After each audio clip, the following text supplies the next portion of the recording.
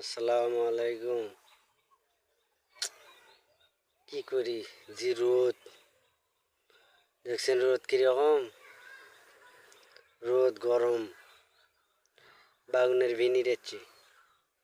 তাহলে দেখি একটু এনে বসি, শ্যামাত এনে বসে থেকে একটু দম নেই।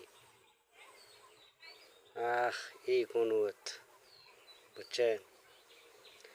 এগুলো কালি তো মনে করেন মেয়ে মানুষ তো গরমও থাকে পাবা না, ওগরে তো গরম বেশি, সেই রকম ওগরে গরম না গেলে বেলা আর থাকতেই পায় না, বুঝেননি? আমরা তো কষ্ট বিষ্ট করে কাজ করেছি, দেখি কি অবস্থা হয়। খুব রোদ, ভালো লাগছে না, একদম মাথা ব্যথা করিচ্ছে।